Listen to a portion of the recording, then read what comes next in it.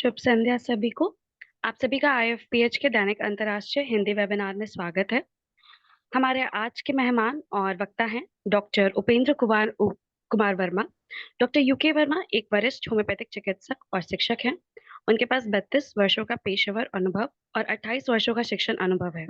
वह GT memorial homeopathic medical college and अस्पताल में प्रिंसिपल प्रोफेसर और विभागाध्यक्ष के रूप में कार्यरत हैं। उनकी विशेषज्ञता और योगदान से होम्योपैथी के क्षेत्र में नई ऊंचाइयां प्राप्त हुई हैं। हम आपका स्वागत करते हैं sir. Over to you now. Okay, क्यों Vaishnavi? First of all sorry, ये तो हिंदी सेशन है सर। तो मैं सभी को और आईएफपीएच को स्पेशली धन्यवाद देना चाहता हूँ कि एक बार पुनः मुझे एक और टॉपिक पे बोलने का मौका दिया गया, जिसमें कि सोरियासिस पे आज चर्चा करेंगे कि सोरियासिस क्या होता है, इसके कैसे ट्रीटमेंट हो सकता है। और जैसा कि पहले भी बता चुका हूँ मैं कि सोरियासिस ऐसा नहीं है कि कोई बहुत बड़ी चीज है, और मोस्ट ऑफ द फिजिशियंस इसको ट्रीटमेंट देते हैं, वो लोग अपने उपयोग करते भी हैं। लेकिन इस आईएफपीएच के माध्यम से ये बताने की कोशिश करेंगे कि हम सभी लोग जानते हैं, लेकिन एक सिस्टमेटिक ढंग का स्टडी सोरियासिस पे कैसे हो सकता है, क्या कर सकते हैं, क्या रिपर्टरी में लिखा हुआ है और होम्योपैथी का क्या अप्रोच है, उस चीज को एक सही ढंग से जानकारी लेने के लिए ये एक लेक्चर रखा है। और एक ये स्पीच जो है आप लोग जो भी डॉक्टर लोग हैं वो देखें और समझें। तो सबसे पहले तो मैं स्क्रीन शेयर करना चाहता हूँ, और आप कर सकते हैं जी। तो आज का जो है स्पेशल जो लेक्चर है वो है होम्योपैथिक का सोरियासिस में भूमिका। ये मेन लेक्चर है। तो किसी भी टॉपिक को जानने और समझने से पहले हमको ये देखना है कि कैसे इसका हो रहा है, सोरियासिस क्या होता है, इसको तो सबसे पहले जानना होगा। क्योंकि हम इस बात को समझ पाते हैं, और मैं समझ रहा हूँ कि मोस्ट ऑफ द फिजिशियंस ये जानते हैं कि सोरियासिस क्या होता है। लेकिन चूंकि ये लेक्चर ही इसी के लिए है कि होम्योपैथिक में सोरियासिस का क्या भूमिका है, तो हम पहले सोरियासिस के बारे में जान लें कि सोरियासिस क्या होता है, इसको कैसे हम समझ सकते हैं, जान सकते हैं। तो सोरियासिस के बारे में अगर हम ये कहें कि सोरियासिस बेसिकली माना गया है कि ये ऑटो इम्यून डिसऑर्डर्स है। और आप ये पूरा ये जो नहीं होता है ये सर, ये फुल व्यू करते हैं नीचे। सर ये इसको देखिए, ये पूरा स्क्रीन आ रहा है अब आपके पास। नो सर, पूरा स्क्रीन तो नहीं आ रहा अभी। अच्छा, ये जब स्क्रीन शेयर करते हैं फुल स्क्रीन तो ये कट, यस सर। ये नहीं आता है। हाँ देखो।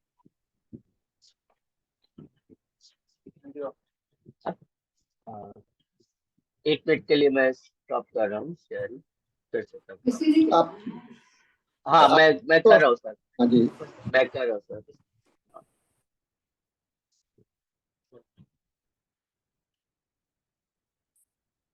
हाँ, अब देखिए आ रहा यस है? सर, ठीक अब आ है। रहा है। यस। हाँ ठीक है, वो कट के आ रहा था, वही देख रहा था। तो हम लोग बात कर रहे थे कि सोरियासिस के बारे में। और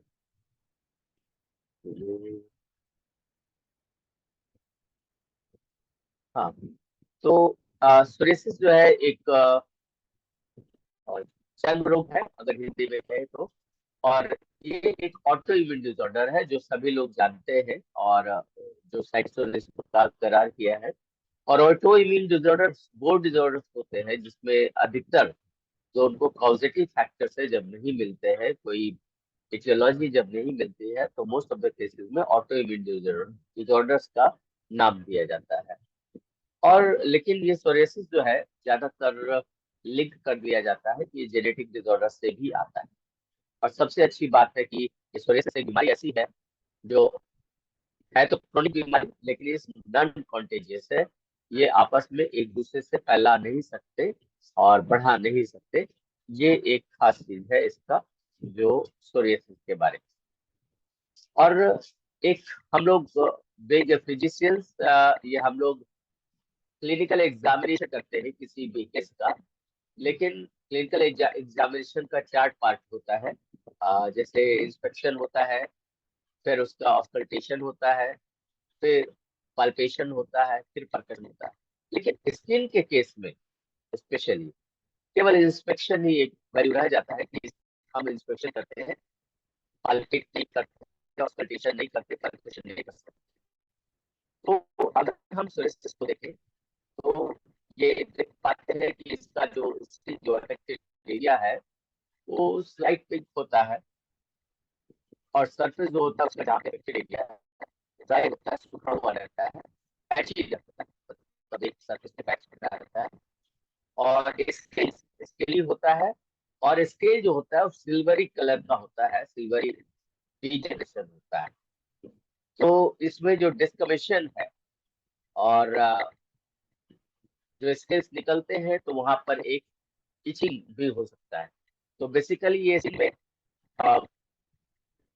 इसका कैरेक्टरिस्टिक्स है जो हम समझ पाएंगे, तो इसके लिए सिल्वरी है, डिस्कमिशन है, और ये एक खास बात है। अगर इसके इंस्पेक्शन में अगर हम लोकेशन वाइज देखें तो ज्यादातर ये back of the four arm में पाए जाते हैं, और शिन्स में पाए जाते हैं, नी जॉइंट पे भी पाए जा सकते हैं, नेवल एरिया में पाया जाता है, और फिगर जॉइंट पे भी इसका इफेक्ट देख सकते हैं।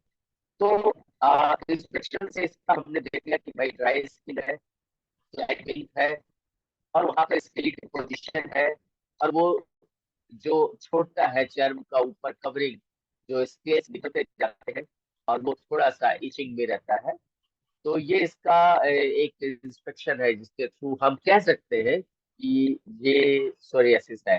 क्योंकि डायग्नोसिस के लिए हमारे पास कुछ भी इसका इन्वेस्टिगेशन नहीं है, कोई भी बैक्टीरियोलॉजी वायरोलॉजी से कोई भी इन्वेस्टिगेशन नहीं हो सकता है। कुछ भी कंफर्म करना होता है क्लिनिकल एग्जामिनेशन से ही, यानी कि डॉक्टर खुद ही उसके डायरेक्टर को देख करके, उसके शेप को देख करके डिसाइड करते हैं कि हाँ ये सोरियासिस है या नहीं है। जो उसका सोरियासिस का ओरिएंटेशन है वो देख, जैसे अगर ये सोरियासिस अगर किसी के बाल में या फूस पे प्रेजेंट है तो उसको हम लोग पाल्मो प्लांटर सोरियासिस कहते हैं। एक जनरल नोमेनक्लेचर किया गया है, जैसे वो पाम में देखेंगे कि उसको पूरा सोरियासिस का इफेक्ट है, उसी तरह से जैसे इसमें भी दिखाई दे रहा है, उसमें कम दिखाई दे रहा था, तो ये पाल्मो प्लांटर सोरियासिस को कहते हैं। इसी तरह से सोरियासिस हमें स्काल्प में भी मिलता है। तो सोरियासिस का एरिया है, कई एरिया ऐसा भी है, जैसे कि हमने बोला पाल्मो प्लांटर एरिया में मोस्ट कॉमन देखने को मिलता है, शिन एरिया में मोस्ट कॉमन देखने को मिलता है, जो back of the four arm है वहां पे देखने को मिलता है। तो ये आपका दिखाई दे रहा है कि सोरियासिस स्काल्प पर है। तो इसका डायग्नोसिस जैसे हमने कहा कि ये टोटल वीनस डिसऑर्डर है, तो ये बहुत क्लियर कट है कि इसमें कोई भी ऐसा मटेरियल या नॉक्सिस एजेंट इसका काउजेस नहीं पता चल सकता है कि इसमें से जिस काउज से है इसकी सोरियासिस है।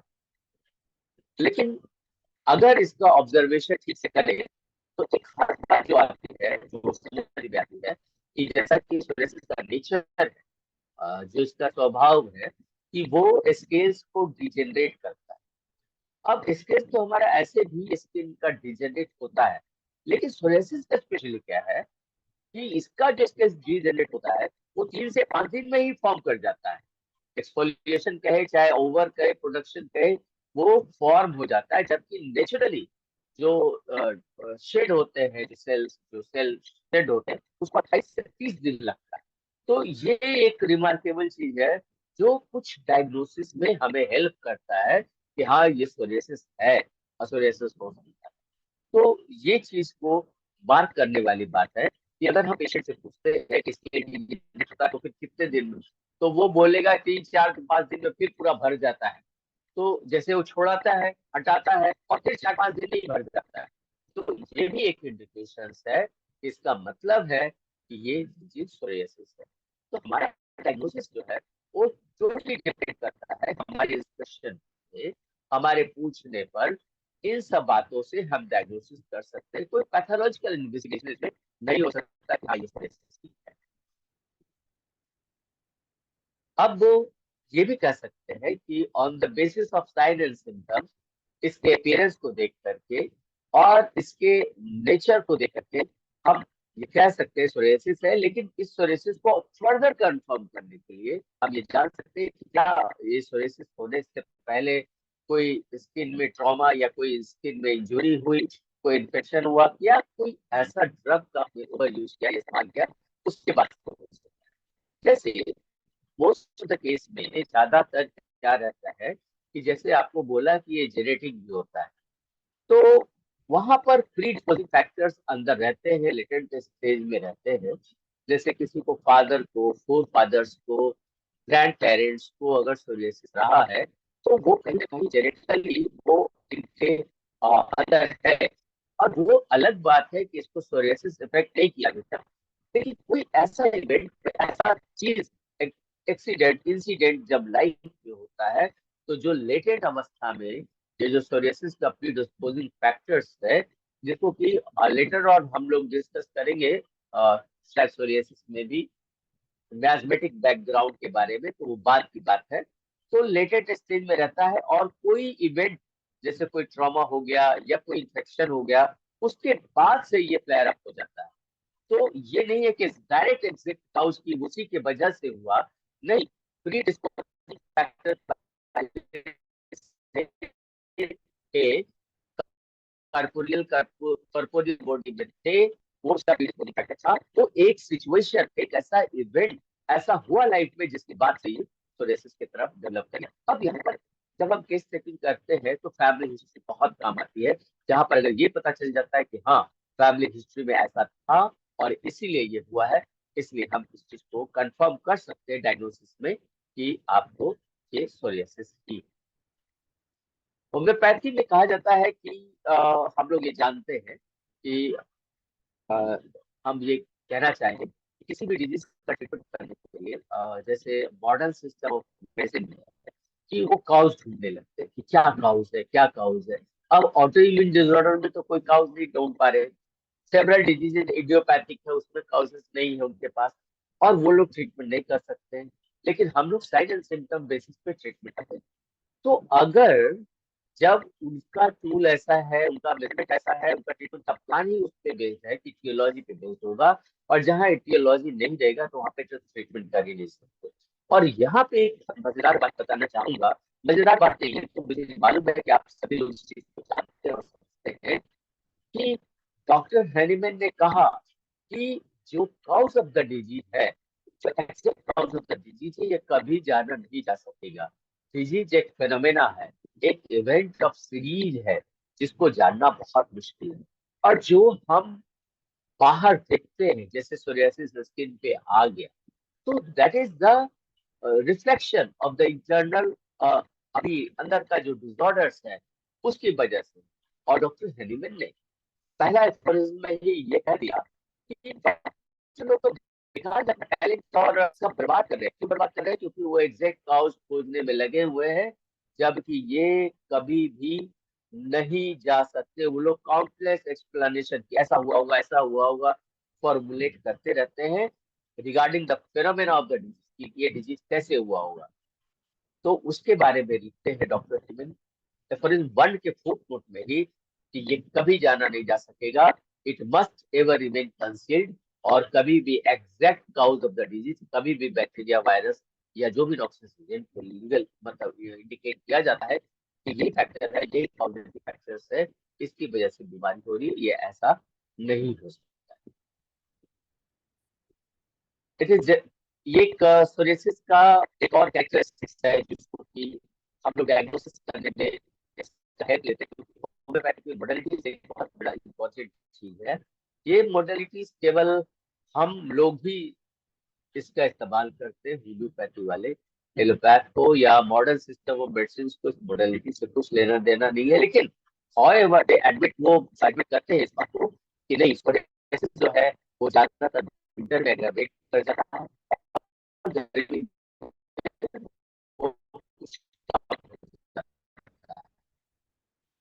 करते हैं कि कुछ आया है तब ये फ्लेयर अप है। हाँ, वो ये भी एडमिट करते हैं और ये किताबों में लिखा हुआ है कि कुछ ऐसा एनवायरमेंटल चेंजेस होता है जो उनको महसूस करता है, तभी सोरियासिस बढ़ सकता है। तो कुछ ऐसा डाइट भी है जो सोरियासिस को इफेक्ट करता है और सोरियासिस को बढ़ने में मदद करता है, और कुछ डाइट ऐसे होते हैं जो सोरियासिस को कम भी कर सकते हैं। तो diet plus environmental factors plus psychological factors plus weather, ये चार चीजें ऐसे है, चार चीजों से को रिलेट करके हम एग्जैक्ट इस फिनोमेना के, इस सोरियासिस के डायग्नोसिस तक पहुंच सकते हैं और कंफर्म कर सकते हैं कि ये डेफिनेटली सोरियासिस ही।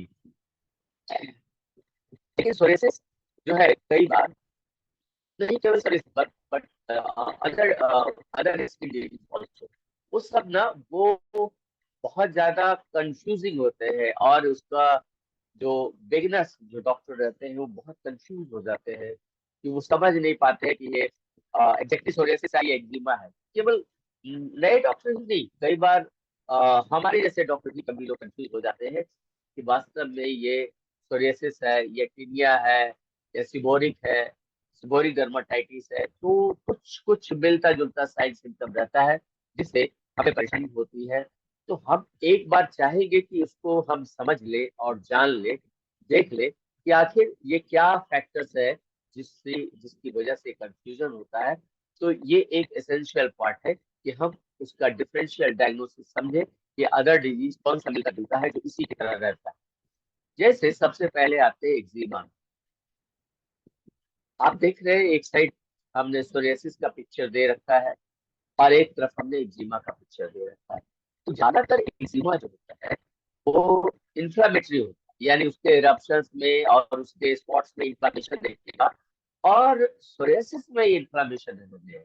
ये सबसे ज्यादा मार्क डिफरेंस है कि सोरियासिस में इन्फ्लामेटरी नहीं रहता है, स्केली रहता है, डिपोजिशन रहता है, स्केल का एक्सफोलिएशन होता है, ये सब कुछ होता है, लेकिन इन्फ्लामेटरी रहता है। जबकि एक्जिमा जो है वो एक इन्फ्लामेटरी कंडीशन है, वहां पर जो इचिंग होती है बहुत वायलेंट इचिंग होती है, जबकि ये सोरियासिस में माइल्ड इचिंग रहती है। तो ये एक जस्ट आपको हमने बताया कि हम एक्जिमा से अगर सोरियासिस को डिफरेंशिएट करेंगे तो कैसे कर सकते हैं।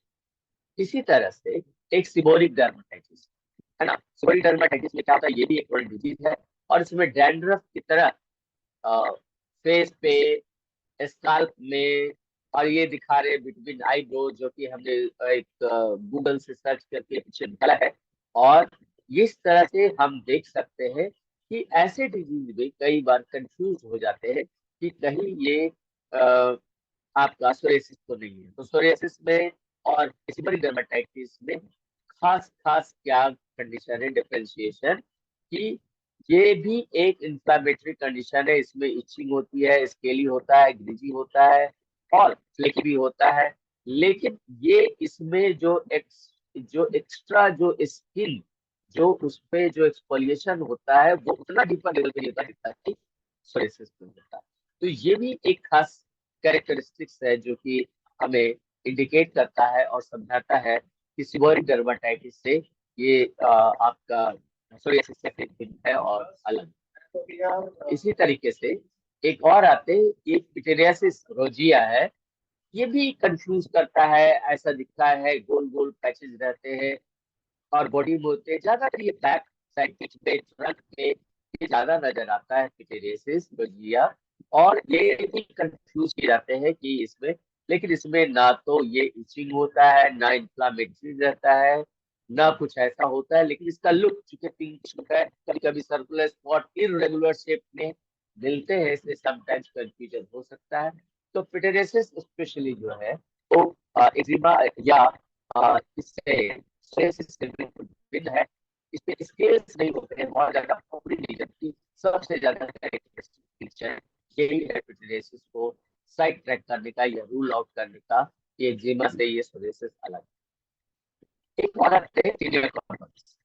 ये भी एक है बीमारी जो अगर सिंगल कॉम्बिनेशन सिंगल का पिक्चर लिया है, अगर ऐसा आ जाता है तो यहाँ भी कंफ्यूजन। क्योंकि टीनिया कॉर्पोरिस में कैसे हम डिफरेंशिएट करेंगे, सोरियासिस का कोई रूप रंग रेखा नहीं होता है, लेकिन टीनिया का इन्फेक्शन जो कि एक फंगल इन्फेक्शन है वो ज्यादातर सर्कुलर पैच में, ये खास चीज, ये सर्कुलर पैच में होगा। और सर्कुलर पैच में होगा और इसकी दूसरी कैरेक्टरिस्टिक्स है कि सेंटर में ये लगेगा कि ठीक हो रहा है, और पेरिफेरल में बाहर के आउटर सर्कमफ्रेंस में इसका राउंड दिखता रहेगा, वो इन्फ्लेम्ड रहेगा थोड़ा सा, और उसमें इचिंग ज्यादा होगी, और यदि पेरिन ये बनाता ही जाता है। तो ये एक इसका स्पेशल एक कैरेक्टरिस्टिक है टीनिया कार्पोरिस। तो अभी हम लोग ये देखें कि टीनिया कार्पोरिस कैसा होता है, और ये हमने ये भी देखने की कोशिश की कि पिटेरियासिस कैसा होता है, एक्जिमा कैसा होता है, सिबोरिक डर्माटाइटिस कैसा होता है। तो ये चीज जानना बहुत जरूरी है कि स्किन डिजीज मोस्टली हमारा इंस्पेक्शन पर ही डायग्नोसिस हो सकता है। हम जब तक इसको नहीं समझेंगे हम डायरेक्ट डायग्नोसिस नहीं कर पाएंगे। और ये सही है कि हमारा डायग्नोसिस बहुत इंपॉर्टेंट नहीं है किसी भी बिंदु से, हमारा तो इंडिविजुअलाइजेशन टूल है, हमको उसको देखना चाहिए। लेकिन फिर भी एज ए डॉक्टर यूनिट आपको समझना है कि आपको कैसे डायग्नोसिस करना है, और डायग्नोसिस का पैरामीटर्स क्या है स्पेशली स्किन डिजीज में। तो ये एक देखिए ऊपर हमने एक सोरियासिस का पिक्चर लगाया है कि ऊपर देखिए सोरियासिस है, यहाँ पर ये सोरियासिस है, और इधर देखिए जो एक्जिमा का पहले पिक्चर दिखाया उसमें इन्फ्लेमेटरी कंडीशन है, ये सीबोरिक डर्माटाइटिस है, एपिडेरियासिस है, और ये टीनिया कार्पोरिस है। तो ये एक कंपेरेटिव डायरेक्ट आप देख सकते हैं कंपैरिजन से कि ये और मतलब ये कैसे इन सब से बहुत भिन्न है, एकदम एग्जैक्टली भिन्न है। लेकिन जब इंडिविजुअली जब कोई पेशेंट केवल इसके लिए आता है तो हम कंफ्यूज कर जाते हैं कि सोरियासिस तो नहीं है, कभी ये टीनिया से आता है तो हम उस समय भी कंफ्यूज होने लगते हैं सोरियासिस तो नहीं है।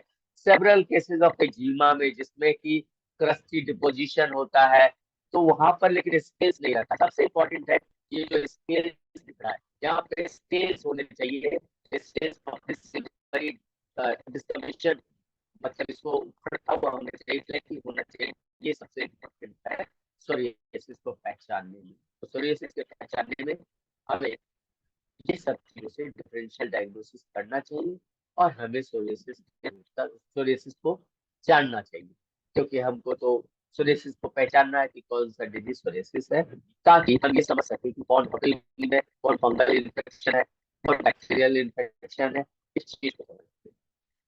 अब हम आते हैं कि कई बार हर डिजीज का टाइप होता है, उसी तरह से सोरियासिस के भी टाइप्स है ना, ताकि ये पढ़ाई की सुविधा के लिए टाइप्स लिए जाते हैं, बनाए जाते हैं।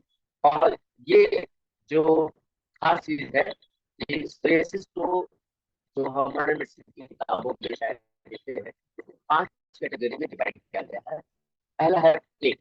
प्लेग है जो कि बहुत कॉमन कैटेगरी है सोरियासिस वल्गारिस का, जो कि बहुत मोस्ट कॉमन है। और यही जो सोरियासिस है जो हमने कहा बैक ऑफ आर्म वगैरह में ये मिलते हैं, ये सोरियासिस वल्गारिस है। एक है गुट्टेट, ये एक अलग तरह का है, और वो मोस्ट कंफ्यूजिंग है कि हम ये नहीं समझ पाते हैं कि वेदर इट इज बलस्तम कंटिजियोसा है या सही मायने में सोरियासिस है गुट्टेट। तो ये क्या है, ड्रॉप शेप में बॉडी में रहता है, और इसको भी समझना चाहिए, और हमें देखेंगे कि ये कैसा होता है, और इससे कंफ्यूजन नहीं लेना चाहिए कि सोरियासिस नहीं। एक है इनवर्स। इनवर्स सोरियासिस कैसा होता है, जो जनरली हम लोग देखते हैं फोल्ड ऑफ स्किन, जैसे कि यहाँ आर्म के फोल्ड में, चाहे किसी भी फोल्ड में इसको दिखाई देता है कि ये फोल्ड में ज्यादातर इसका लीजन रहता है, ये अफेक्ट करते हैं, तो इसको हम इनवर्स कहते हैं। इनवर्स सोरियासिस एक होता है posterior, है ना, जिसमें कि कुछ वेसिकल्स रहते हैं जिसमें फर्स्ट फील्ड रहते हैं ब्लिस्टर में, वो भी रहते हैं, उसका भी सोरियासिस का कैरेक्टर है। और एक है एरिथ्रोडर्मिक, यानी कि ये रैसेज ज्यादा रहते हैं और पूरा व्हाइट, जो आपने पिक्चर कर दिखा, वास्तव में एरिथ्रोडर्मिक सोरियासिस है, कि पूरे बॉडी में वाइटली स्प्रेड रहता है। तो ये 5 कैटेगरी है। पहला है प्लेग, फिर है गुटेट, फिर है इनवर्स, फिर है पस्ट्यूलर, और फिर है एरिथ्रोडर्मिक। तो ये 5 कैटेगरी है जो कि सोरियासिस को डिफरेंट कैटेगरी में डिवाइड करता है। अब एक ये देखिए, ये जो एक का जो अभी हमने बोला जो मोस्ट कॉमन है, जो हमने बोला कि ज्यादातर केसेस के लिए देखा जाता है ऐसे केसेस आते हैं जैसे बैक ऑफ आर्म, जो हमने बोला तो back of the arm, hand में, लेवल में, एरिया में, स्काल्प में ये पाए जाते हैं। उसी तरीके से जो गुस्टेट की अभी बात की, जो कंफ्यूजन की बात की, अब ये देखिए इसमें ये वाला किस्म में यहाँ यहाँ यहाँ ड्रॉप की तरह, ड्रॉपलेट की तरह है सोरियासिस, लेकिन यहाँ पर देखिएगा कि आप इसके लिए हर ड्रॉप में लगा देखिए स्पेस है। इसी तरह से इसमें भी इरप्शंस है, एक ग्रुप ऑफ इरप्शंस यहाँ है, यहाँ है, यहाँ है, ड्रॉप ड्रॉप है, लेकिन सब एक कहीं ना कहीं छोटा छोटा स्केल्स जनरेट करता है। तो ये सोरियासिस का लुक ऐसा दिखता है, ये आपको समझाने के लिए। और ये भी हमने गूगल से इसका एक ये फोटोग्राफ लिया है, ये हमारे क्लिनिक का फोटोग्राफ नहीं। नेक्स्ट आते हैं इनवर्स सोरियासिस। ये इनवर्स सोरियासिस भी यूजुअली देखने को मिलता है, जैसे ये आर्टिक पे है, ये फोल्ड में है, और ये जो है यहाँ पर भी देखिए इसमें सिल्वरी स्केली पोजिशन है, और ये अभी इनिशियल स्टेज है, इसलिए अभी सिल्वरी थोड़ा बहुत दिख रहा है, ज्यादा नहीं है। तो पिक्चर लिया है ये जस्ट दिखाने के लिए कि फोल्ड में रहता है, उसको इनवर्स सोरियासिस हम कहते हैं। उसी तरीके से ये एक और सोरियासिस है जिसको कि अभी हमने बोला, जो एरिथ्रोडर्मिक सोरियासिस, जो कि पूरा वाइड स्प्रेड रहता है ना, पूरी बॉडी को कवर कर लेता है और पूरा स्केल्स डीजेनरेट होता रहता है। इस कैटेगरी को एरिथ्रोडर्मिक सोरियासिस कहते हैं। तो ये 5 कैटेगरी का सोरियासिस है जो कि हमने आपको बताया कि ये बताया गया। अब अगर एक देखें कि होम्योपैथी में कौन से टर्म यूज किया गया है, तो एक टर्म है सोरियासिस डिफ्यूजा। जो सोरियासिस डिफ्यूजा जो है एरिथ्रोडर्मिक सोरियासिस के बारे में ही कहते हैं, जो कि ये पिक्चर आपको दिखाई दे रहा है, ये पिक्चर है। और एक है हमारे पास जो रिपोर्टरी में मिलता है सोरियासिस गैराटा। ये गैराटा सोरियासिस बहुत स्पेशल कैरेक्टर का है। इसका पिक्चर देखेंगे तो देखेंगे कि लगता है कोई डिजाइन कोई आर्टिस्ट ने एक पेंटिंग कर डाला है, ऐसा इसका होता है। एक बहुत पहले, करीब 5 साल पहले, एक पेशेंट आया था जिसके बोथ लेग्स में ऐसा ही था, इतना बढ़िया, ऐसे लग रहा था जैसे कि कोई टैटू करके बहुत डिफरेंट कलर्स में एकदम बना दिया हो। और वो कहता था कि हर विंटर में ये मेरा बढ़ जाता है और समर में घट जाता है। तो एग्जैक्ट वो सोरियासिस था, लेकिन उस पेशेंट का ट्रीटमेंट नहीं कंटिन्यू हो पाया, वो नहीं कंटिन्यू कर पाया। उसको समझाया गया था कि इसका ट्रीटमेंट ऐसा लगेगा, लेकिन ये नहीं हुआ। ठीक है, अब आते हैं, हम बात करते हैं नेक्स्ट का, जिसको कि सोरियासिस इन्वर्टेड इनविट्रेटा कहते हैं। ये भी एक तरीका है, and this is the serious kind of psoriasis and widespread psoriasis which is characterised by almost universal. इसमें भी जो आपको एरिथ्रोडर्मिक सोरियासिस है उसी तरह का है, लेकिन ये थोड़ा रेयर है। इसका जो स्किन है ज्यादा मोटा होता है और बहुत ज्यादा मोटे स्टेट में रहता है, ड्राई रहता है, और स्किन जो है बिल्कुल हार्श रहता है, बहुत कड़ा रहता है ऊपर से। इसका ये कैरेक्टर खास है आपके सोरियासिस इनविट्रेटा का। तो ये कैटेगरी जो है स्पेशली होम्योपैथी में देखा गया है, और होम्योपैथी की लिबर्टी में इस कैटेगरी का चर्चा है जो हम लोग पढ़ाई करते हैं। उसमें एक गैरेटा आया, एक बेटराटा आया, एक डिफ्यूजा आया। तो 3 कैटेगरी हम लोग होम्योपैथी से पढ़ते हैं। जबकि एलोपैथिक से हमने कहा कि ऐसे आपको 5 तरह के आपको सोरियासिस मिलते हैं। अब ट्रीटमेंट की बात करते हैं। जैसे अब सोरियासिस का डायग्नोसिस हो गया, सोरियासिस का डिफरेंशिएशन देख लिया, सब अलग अलग देख लिया। तो अगर एलोपैथिक ट्रीटमेंट की बात करें तो जनरली वो लोग क्या करते हैं कि इम्यूनो सप्रेसिव ड्रग चलाते हैं, है ना। जैसे मिथोट्रेक्सेट है दवा, या स्टेरॉइड चलाते हैं, स्टेरॉइड का क्रीम चलाते हैं। ये उनका ट्रीटमेंट का जहाँ भी ऑटोइम्यून डिसऑर्डर्स होता है वो लोग स्टेरॉइड की दवा चलाते भी है। और अगर बाहर एक्सटर्नल सरफेस पे कुछ उसका मैनिफेस्टेशन है तो वो स्टेरॉइड का दवा उसको लगाते भी, क्रीम देते हैं, स्टेरॉइड क्रीम का और उससे पेशेंट कहता है कि हाँ इसको लगाने के बाद ठीक होता है, लेकिन फिर विद इन फ्यू डेज फिर से रीअपियर होता है। क्योंकि ये उनका तो कहना मानना है ये कि जिंदगी भर इसको लेके करना पड़ेगा। तो आज हम ये भी देखेंगे कि क्या होम्योपैथी कुछ कर सकता है क्या सोरियासिस में, अगर ये इनक्यूरेबल डिसऑर्डर्स है, एक क्रोनिक डिजीज है, कैरेक्टरिस्टिक्स है, तो हम क्या कर सकते हैं, हम होम्योपैथ ऐसे पेशेंट के लिए क्या ट्रीटमेंट प्लान कर सकते हैं। तो होम्योपैथी जो हमने बात करी, सबसे इम्पोर्टेंट है कि हमारा जो सोरियासिस रहेगा, मैं पहले ही फोकस कर दे रहा हूँ इंडिविजुअलाइजेशन। देखिए केस कोई रहे, चाहे वो सोरियासिस रहे, चाहे वो माइग्रेन रहे, चाहे वो ब्रोंकियल अस्थमा रहे, हमें इंडिविजुअलाइजेशन तो करना ही करना है।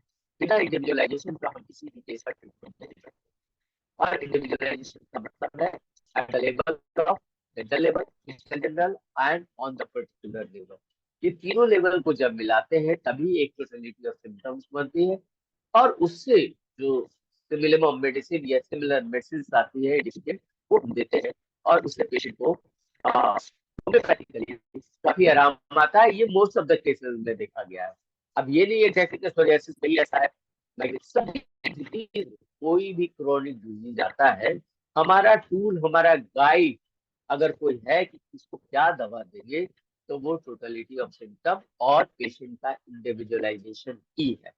तो इस बात को हम लोगों को गांठ बांध लेना चाहिए कि सोरियासिस से हमें घबराना नहीं। सोरियासिस हो गया आप ठीक कर सकते हैं, इंक्योरेबल ऐसा नहीं सोचना। हमें ये सोचना है कि इसका पहले इंडिविजुअलाइजेशन करके तो देखे, इसमें क्या कैरेक्टरिस्टिक झलक रहा है उसको तो पहचाने, और उसके बाद अगर मेडिकेशन करते हैं तो आई एम श्योर कि आप कभी फेल नहीं कर सकते और आपका ट्रीटमेंट सक्सेसफुल होगा। तो ये छोटी छोटी बातें हैं, या इंडिविजुअलाइजेशन, क्योंकि most of the novice practitioners होते हैं, उनको ये समझ में नहीं आता कि इसमें क्या इंडिविजुअलाइजेशन करें। सोरियासिस हो गया, ये ऑटोइम्यून डिसऑर्डर्स है, अब ये नहीं ठीक होता तो वो भी ऑइंटमेंट वगैरह देना शुरू कर देते हैं, तो बिल्कुल गलत है। हर केस को इंडिविजुअलाइज करना चाहिए। और अगर सोरियासिस का एक केस को इंडिविजुअलाइज कर दिया तो ये जरूरी नहीं है कि सभी केस को फिर वही दवा, ये अलग अलग केस अलग अलग दवा डिमांड करती है। ये आप सभी को मालूम है, बीइंग अ डॉक्टर आप सब लोग समझते हैं, जानते हैं, उसमें हमें फोकस नहीं करना है। तो मेरा केवल फोकस ये है कि हमें पहले इंडिविजुअलाइजेशन करना है, तभी हमें मेडिकेशन या ट्रीटमेंट करना है, उससे पहले हम कुछ नहीं कर सकते। देख सकते हैं कि अगर हम आगे बढ़े थोड़ा सा इसमें कि होम्योपैथी थेरेपी में आखिर क्या लिखा है और कैसे लिखा है। तो सोरियासिस को अगर ढूंढना हो तो हम सोरियासिस जाएंगे स्किन में, और स्किन में अगर सोरियासिस खोजेंगे तो नहीं मिलेगा, तो स्किन में पहले इरप्शन से जाएंगे, फिर सोरियासिस खोजेंगे तो आपको मिल जाएगा। तो हमें देखना है कि स्किन में जाए और इरप्शन में देखेंगे तो हमें सोरियासिस मिलेगा। और वहां पर एक सिंपली अभी बता रहे, जैसे स्किन इरप्शन सोरियासिस है तो उसमें 177 मेडिसिन होती है। मैं ये 177 लिखने का अभी यहाँ पर तात्पर्य यह है कि हमारा मटेरियल में का इतना रिच है, क्योंकि इनके पास तो एक इम्यूनो क्या इम्यूनो सप्रेसिव ड्रग है बस, और एक एंटीबायोटिक है। लेकिन हमारे पास अगर देखा जाए, अगर इन्फेक्शन को देखा जाए, चाहे होम्योपैथिक मटेरियल में का दिखाया जाए, तो सिर्फ सोरियासिस के इरप्शंस के लिए 177 मेडिसिन है, जिसको कि हम कोई भी मेडिसिन को सेलेक्ट कर सकते हैं आपके ब्यूटी ऑफ होम्योपैथी जो मैं कहना चाहता हूँ।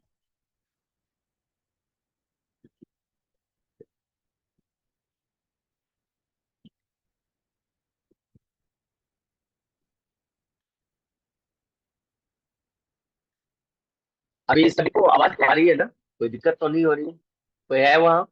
आवाज में थोड़ा सा प्रॉब्लम है। वो क्या? आवाज थोड़ा सा आपका वो जो पीछे से लगता है कुछ खट खट खट खट करके आवाज अच्छा, आती ओ फैन, एक मिनट सर।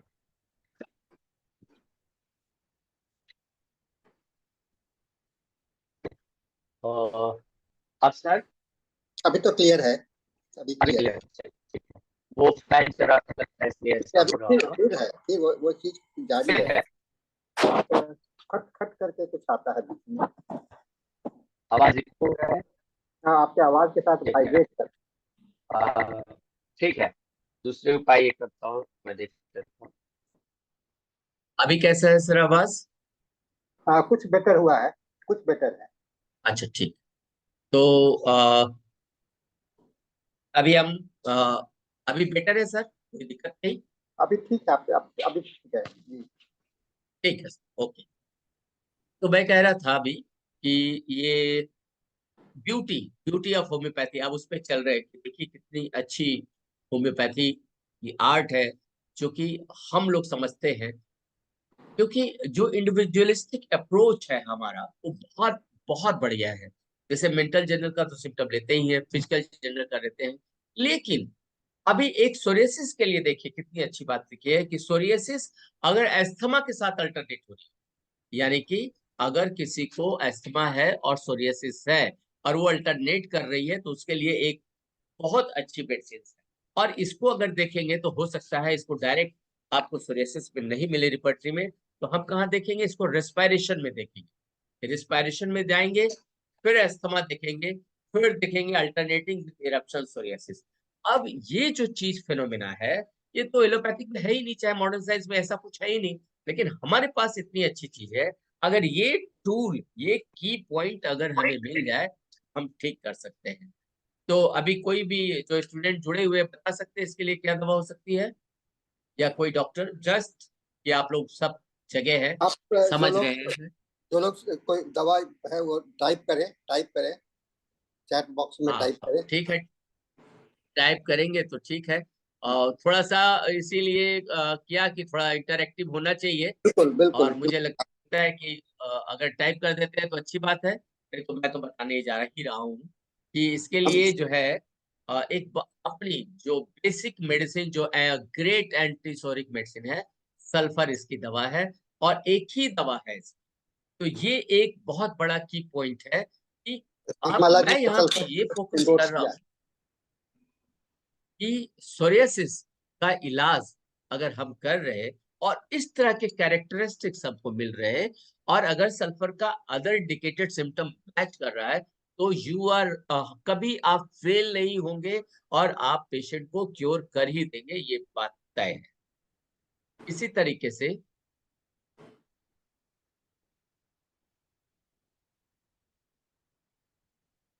अब देखिए एक और है, psoriasis excitement emotional after suppressed.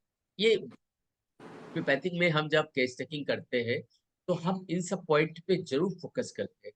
और अगर किसी सोरियासिस के केस में अगर ये मिल जाता है, तो भी हमारा केस बहुत अच्छा से निकल सकता है। और चैट बॉक्स में कोई लिखेंगे तो हमें खुशी होगी कि इसके लिए क्या दवा है, और मुझे नहीं मालूम। बाद में किसी ने सल्फर लिखा है, बहुत अच्छी बात है। दीपमाला ने पहले वाले के लिए सल्फर लिखा है, और एक डॉक्टर ने लिखा है इग्नेशिया बाद वाले दवा के लिए। अच्छा इग्निशिया नहीं, हाँ ये इग्निशिया कोई भी, जैसे सोरियासिस ग्रीफ आफ्टर लोग एक बार में सोचते हैं, लेकिन वास्तव में अगर रिपर्टरी के थ्रू अगर जाए, तो इसमें स्टफिसकेरिया है। स्टफिसकेरिया भी तो वही चीज है कि ग्रीफ इंसल्ट या ग्रीफ या कोई ना कोई ऐसा इमोशनल सप्रेशन के बाद ही उसका रिजल्ट होता है। तो वो जो सोरियासिस है, जैसे कोई आदमी, जैसे आप लोग सभी लोग जानते हैं, स्टफिसकेरिया पढ़ते हैं, कि जिसको इमोशन जो सप्रेस हो जाता है, तो उसका जो एंगर है उसका अलग लेवल का होता है, उसका एक्सप्रेशन अलग हो जाता है। उसी तरह से disease itself psoriasis express through skin करता है। और वो लोगों को, और हम हमारे जैसे, मतलब हमारे होम्योपैथ जैसे फिजिशियंस के लिए एक इंडिकेटिव होता है कि हाँ इसको पहचानिए कि ये एक स्टफिसकेरिया का केस हो सकता है। तो अब मेरा ये फोकस है, इसी तरह से सोरियासिस ग्रीफ आफ्टर, अगर ग्रीफ के बाद भी है तो स्टफिसकेरिया है। तो हमें समझना पड़ेगा इन चीजों को कि हमारे होम्योपैथिक में सारी दवाइयां हैं। अभी हम उस पर भी चर्चा करेंगे कि कौन कौन दवाइयां हैं, कैसी कैसी दवाइयां हैं, और वो कितनी ज्यादा इफेक्टिव है। और सभी दवा का अलग अलग है, लेकिन प्रोवाइडेड कि हम इंडिविजुअलाइजेशन करें और तभी उसका ट्रीटमेंट करें, तभी उसका फलाफल है। Just just minute, doctor Harinarayan ji, आप इसमें ये फोटो पोस्ट मत कीजिए, फोटो टाइप मत कीजिए, क्योंकि उसे आपको डिस्टर्ब होगा। आप कृपया फोटो को टाइप मत डालिए। चैट बॉक्स में फोटो यूज नहीं कीजिए, आप टाइप खाली कीजिए। ओके, या ठीक ठीक, आगे चले सर।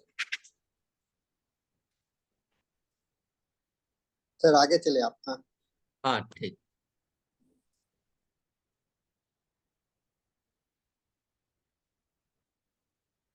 ठीक तो है। हाँ, नाउ अब हम ये जानते हैं कि अधिकतर जो सोरेसिस है वो गर्मी में ठीक हो जाता है या ठंड में बढ़ जाता है। तो जो सोरियासिस जो सनलाइट में जो अक्सर बढ़ जाता है या कुछ ऐसा होता है, तो वह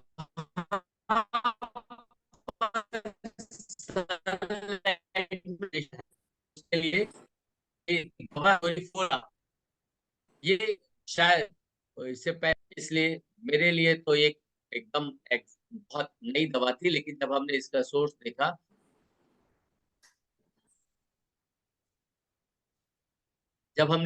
देखा, तो पता चला क्लार्क ने भी इसके बारे में लिखा है, डोरीफोरा के बारे में। तो ये एक दवा है जिसमें कि सनलाइट से अगर किसी पेशेंट को अमेलिरेशन होता है सोरियासिस में, तो उसमें ये दवा दे सकते हैं। एक और कंडीशन है जहां पर कि सोरियासिस वैक्सीनेशन के बाद होता है।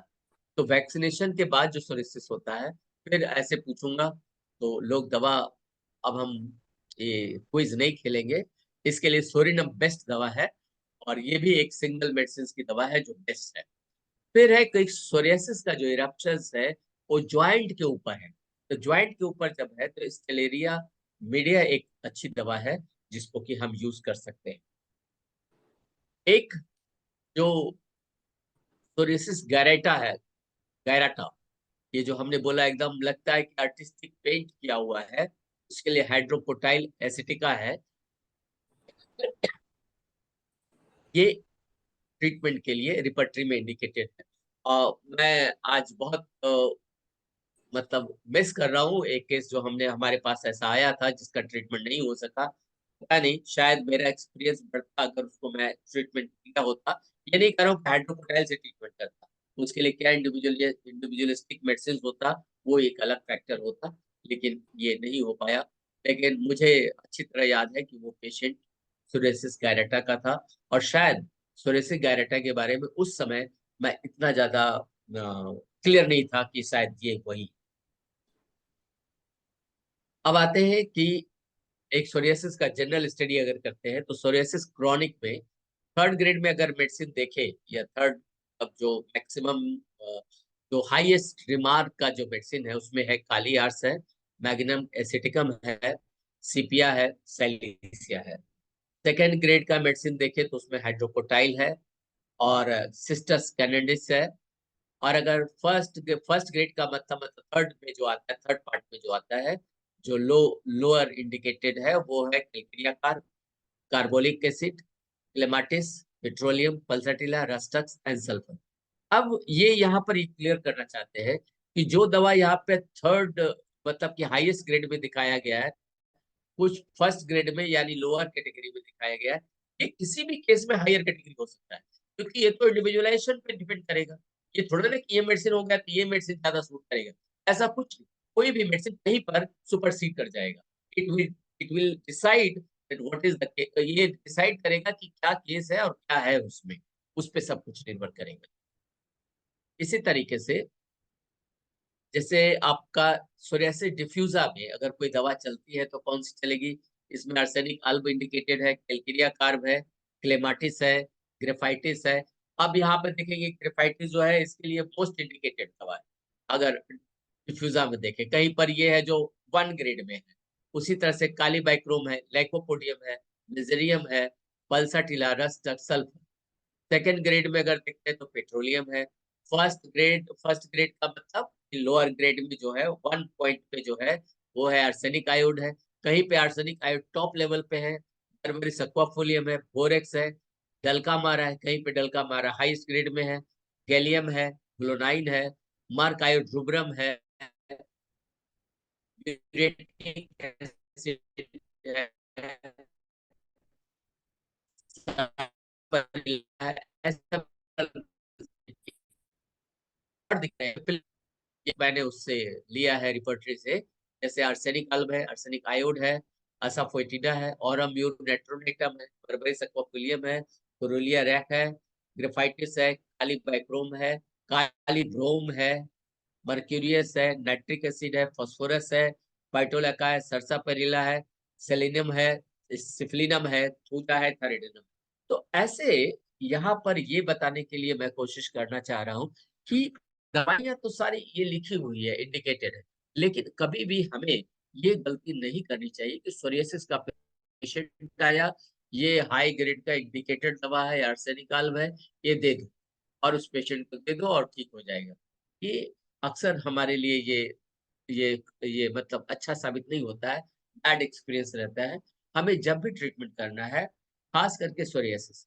अब एक बात मैं यहाँ पे बताना चाहूंगा कि अगर कोई पेशेंट सोरियासिस का आता है, जाहिर है फर्स्ट एड में तो आएगा नहीं आपके पास, 2 साल 3 साल 4 साल भटकने के बाद ही। अब चूंकि वो भटकने के बाद आया और किसी ने बता दिया कि होम्योपैथ में चले जाओ, वहीं से ठीक होगा। अब आया है तो ये 2-3 महीना के लिए तो आपके पास से जा नहीं रहा। अब ऐसे केस में आपके पास अच्छा टाइम है इस पर अपनी सारी इंडिविजुअलाइजेशन का आर्ट लगाने के लिए कि इसको एक मेडिसिन, एक डोज देके देखे देखे तो सही क्या होता है। तो पेशेंट भागेगा नहीं, कहीं जाएगा नहीं और ये आपको रिपोर्ट करेगा, तो ये आपका बहुत बड़ा एक्सपीरियंस होगा जो लाइफ लॉन्ग के लिए आपके लिए बहुत बेनिफिशियल होगा कि आपने एक केस को इंडिविजुअलाइज किया और आफ्टर इंडिविजुअलाइजेशन एक इंडिकेटेड मेडिसिन दी, उससे उसको कितना बेनिफिट हुआ। क्योंकि पेशेंट छोड़ के जा नहीं रहा है, आपको अर्जेंट नहीं है, पेशेंट का जान जा नहीं रहा, कुछ नहीं हो रहा है, तो आप ऐसे पेशेंट्स पे एकदम मिनिमम से मिनिमम डोज और अच्छे से ट्रीटमेंट करने की कोशिश करें, जिससे आपको ज्यादा से ज्यादा एक्सपीरियंस और लाभ हो सके, ताकि आप कह सकें कि हाँ मैंने ऐसे केस ठीक किए हैं और ऐसा मैं केस ठीक करता हूँ। आते हैं कुछ केस ऐसा है जो हमारी मेमोरी में है, क्योंकि केस पे चर्चा करना होता है। यूजुअली प्रीवियसली जो हम लोग ट्रीटमेंट करते थे तो कोई ऐसा नहीं करते थे कि पहले फोटो खींचो फिर ट्रीटमेंट करो, क्योंकि ये अच्छा नहीं लगता था, क्योंकि पहले बहुत ज्यादा ये भी था। आजकल तो हो गया है कि एविडेंस बेस्ड होना चाहिए, एविडेंस दीजिए। अब एविडेंस में भी है कि एविडेंस देने से पहले आप उसको जिसका फोटो दिखा रहे हैं उससे परमिशन होना चाहिए, तभी आप दिखा सकते हैं, अदरवाइज नहीं दिखा सकते। पहले शुरू शुरू में जब प्रैक्टिस करते थे बहुत केसेस ठीक भी हुए, बहुत केसेस नहीं भी ठीक हुए, कई केस चले गए, लेकिन कभी कुछ ऐसा रिकॉर्ड नहीं रखा कि हाँ इसको ये दवा दिया ये दवा दिया। लेकिन धीरे धीरे जब इतने सेमिनार्स अटेंड किया, सबको देखा कि हाँ ये पिक्टोरियल प्रेजेंटेशन करते हैं, तो एक फुटिंग बनता है, स्ट्रॉन्ग फुटिंग बनता है, अगर प्रोवाइडेड कि उन्होंने सही सही ठीक किया है, तो आदमी को लगता है कि हाँ चलो ये अच्छी बात।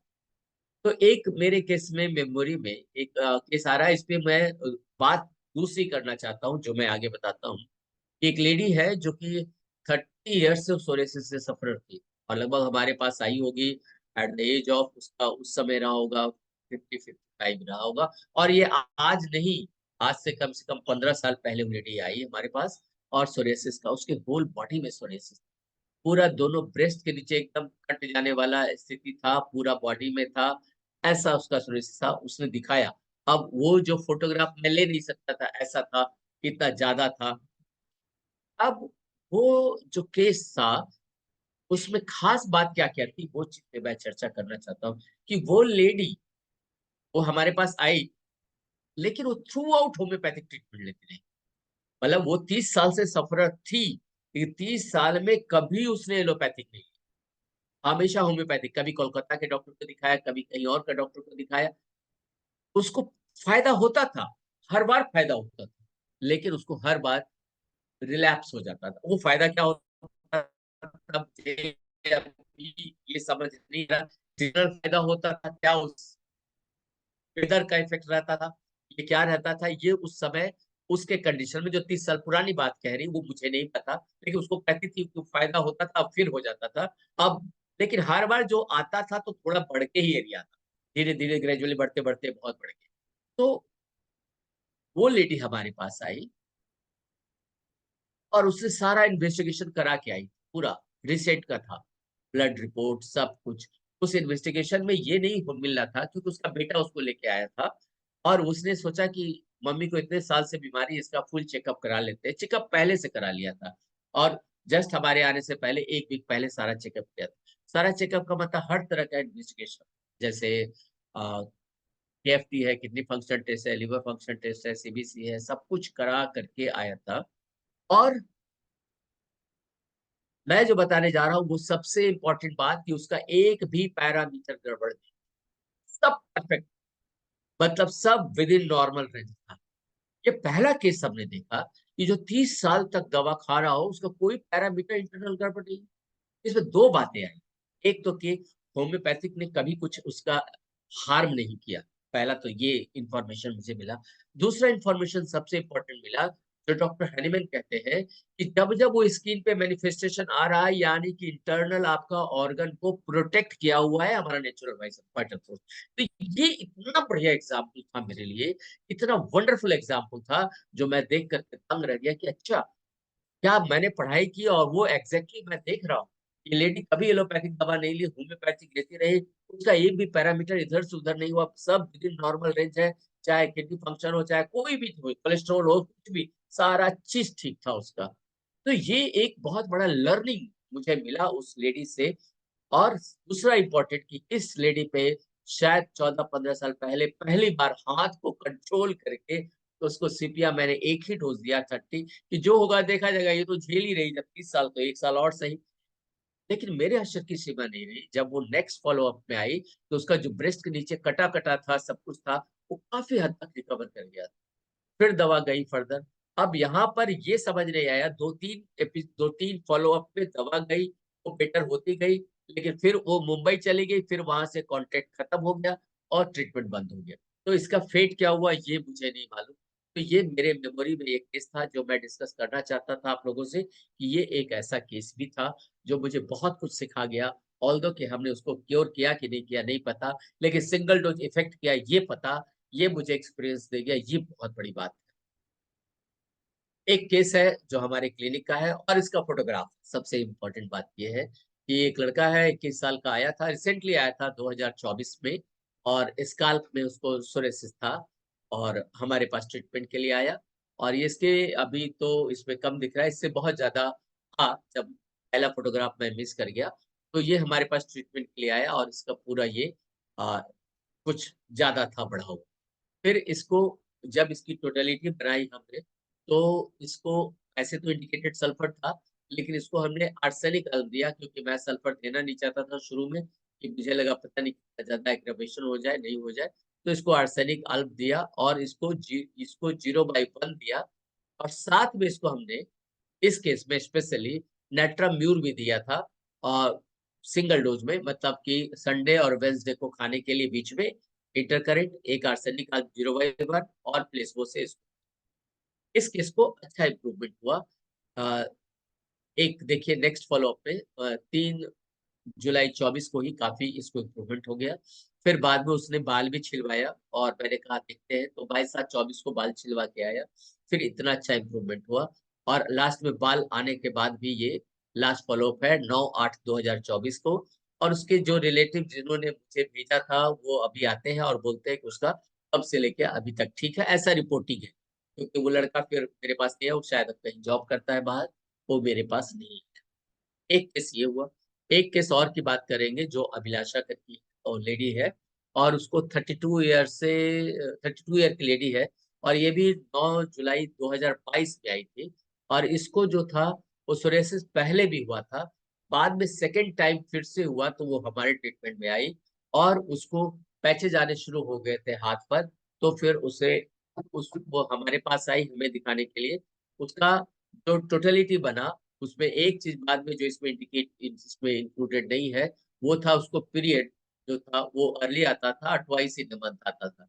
तो ऑल्दो कि सल्फर इंडिकेटेड था, हमने इसको समझा कि इसको कैलकेरिया कार्ब देना ज्यादा बेहतर रहेगा, तो इसको केवल कैलकेरिया कार्ब 0/1 दिया, प्लेसबो दिया। और वो बहुत ठीक है और अच्छी है, रिकवरी, कोई लीजन कुछ भी दिखाई नहीं देता है सोरियासिस पे। और अभी भी ऑफ एंड ऑन वो आती है और दवा लेती है, और शी इज अंडर इम्प्रूवमेंट, कोई कंडीशन में कोई गड़बड़ी नहीं है और बेटर है काफी महीनों से ठीक। ये एक केस रिसेंट का है, बहुत रिसेंट का है।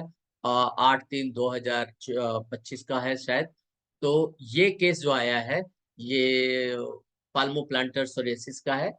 और इस केस को देखिए, ये बहुत दिन से इनको सफरिंग था और इसका दोनों हाथ में इस तरह से था। ये अभी रिसेंट देखा है, इसका केस को हमने ट्रीटमेंट किया अपने क्लिनिक पे। और इसको जो दिया, इसमें देखिएगा अगर रिपोर्टराइज जो भी उसका जो कैरेक्टरिस्टिक्स था, जो इंडिविजुअलिस्टिक फीचर्स था, उसमें दवाइयां जो फर्स्ट रो में आ रही है, lead sulphur, calcarea carb, lycopodium, arsenic, petroleum. तो मैंने सोचा ये भी बहुत समय से, करीब 10 साल से सफर है। तो मैंने कहा, सोचा कि क्यों न इसको अलग टाइप से ट्रीटमेंट किया जाए। तो इसको एक हमने एक कैटेगरी बनाई है शरद चंद्र लाल का, जिसमें इस सल्फर, कैलकेरिया कार्ब, लाइकोपोडियम, ये ट्रायो से इसको हमने शुरुआत की कि पहले सल्फर देंगे, फिर बाद में कैलकेरिया देंगे और फिर लाइकोपोडियम देंगे। तो इस कैटेगराइजेशन पे इसका ट्रीटमेंट दिया। तो इसको दिया कि क्लिनिक पर हमने सल्फर 200 खिलाया, कैलकेरिया कार्ब 200 नेक्स्ट वीक, यानी कि नेक्स्ट संडे 12/3 पड़ रहा हो उसमें दिया। और फिर 16/3 को फिर उसको एक तीसरा डोज दिया और फिर प्लेसबो से उसको फॉलो कराया। और अभी हमारे ट्रीटमेंट में है। और वो पहला फोटो दिखाया, सेकंड फॉलोअप में जब आया तो इसका काफी इम्प्रूव कर चुका था। और ये हाथ देखिए इतना इम्प्रूव कर गया है। तो इस कंडीशन में केवल सल्फर, कैलकेरिया कार्ब और लाइकोपोडियम, ये दवाइयां दी गई थी। तो अभी कहना ये चाह रहे कि देर आर सेवरल बहुत अदर केसेस भी है जो अभी हमारे अंडर ट्रीटमेंट में है और वो लोग इम्प्रूव कर रहे हैं। और आज के दिन मैं मैसेज यही दे दूंगा हर होम्योपैथ को कि हमें डिजीज के नाम से घबराना नहीं है। चाहे वो कैंसर हो, चाहे कोई भी केस हो, सोरियासिस हो, माइग्रेन हो, या ब्रोंकियल अस्थमा हो, चाहे ज्वाइंट पेन हो, हमें इंडिविजुअलाइजेशन करना नहीं भूलना चाहिए। हमें हमेशा इंडिविजुअलिस्टिक अप्रोच रखना चाहिए। और उस अप्रोच पे अगर स्टिक करके अगर हम दबा देंगे, जो हमने अपने गुरुओं से सीखा है, जो आप सीख रहे हैं, उसको फॉलो करिए। आपको वो बहुत बहुत अच्छे स्टेज पे ले जाएगा, बहुत अच्छी अच्छी दिशा में ले जाएगा। ये बहुत बहुत इम्पोर्टेंट है। बस पैसा कमाना नहीं है, पैसा कमाएंगे ही, बहुत कमाएंगे, ऐसा नहीं है नहीं कमाएंगे। तो अभी कोई भी कर और आफ्टर इंडिविजुअलाइजेशन ही ट्रीटमेंट करे। ये मेरा आज का एक एक सजेशन है, एक हम्बल सजेशन है हर होम्योपैथ को। और ये इसलिए नहीं कि आप अच्छे करें, बल्कि होम्योपैथी का नाम रोशन हो उसके लिए करें। क्योंकि आज पेशेंट लोग बहुत परेशान है, सेवरल टाइप के डिसऑर्डर्स आ गए हैं, हर तरह का डिसऑर्डर्स है, नए नए चैलेंजेस आ रहे हैं, वहां पे एलोपैथ फेल हो रहा है। तो ये हम लोग का अब टाइम आया है, इसको हम लोग प्रॉपर यूटिलाइज करें। लेकिन फेक करके नहीं, कि फेक का मतलब कि फॉल्स नहीं, कि एक एक एक ये ले लो पेटेंट, एक ये ले लो पेटेंट, एक ले लो पेटेंट। ऐसी गलती कभी नहीं करना चाहिए, एकदम नहीं करना चाहिए। आप 4 सीसी में प्रेस वो दे दीजिए, मंजूर है। लेकिन ये गलती नहीं कि ये पेटेंट, ये मैं इस स्टेज से तो जरूर बोलना चाहूंगा कि उससे आपको कुछ भी बेनिफिट नहीं होना है। अगर उसको फायदा हो गया तब भी आपको बेनिफिट कुछ नहीं, जीरो रिजल्ट। क्योंकि कोई जरूरी नहीं कि दूसरे पेशेंट को वो देंगे तो वो उसको फायदा करेगा ही करेगा। तो मैं इसी के साथ आज का टाइम समाप्त हो रहा है, इसलिए आप लोगों को धन्यवाद देता हूँ कि आप लोग इतना पेशेंटली हमारी बातों को सुने। बहुत बहुत धन्यवाद, थैंक यू। और अब ओवर टू आनी सर, क्या कहते हैं? हाँ, वर्मा जी, आपने आज का जो प्रेजेंटेशन किया है, एक मैं कहूँगा कि एक अपने आप में बहुत ही मैसेज बहुत ज़्यादा इसके अंदर में है। और मैसेज सबसे इम्पोर्टेंट ये है कि आज होम्योपैथ होकर के अधिकांश लोग भटक रहे हैं। तो भटकने का भी मेन कारण है कि लोग रोग के नाम से जाते हैं। और ये थोड़ा सा हम लोग इस बात को स्वीकार करने का कोशिश कीजिए कि कभी सोरियासिस के नाम से अगर इलाज कीजिएगा तो शायद आप ठीक नहीं करेंगे। और आपने जो भी दवा सिलेक्ट किया है, जो भी दवा आपने सिलेक्ट किया है, वो दवा जो है सो आपने अपने उसके टोटलिटी के आधार पर किया है। और टोटलिटी ही एक अल्टीमेट इंफॉर्मेशन है होम्योपैथिक चिकित्सक के लिए। अगर टोटलिटी का आप देते हैं तो 2-3 बातें जो आपके प्रेजेंटेशन में मैंने देखा, आपने एक केस को सीपिया से ठीक किया।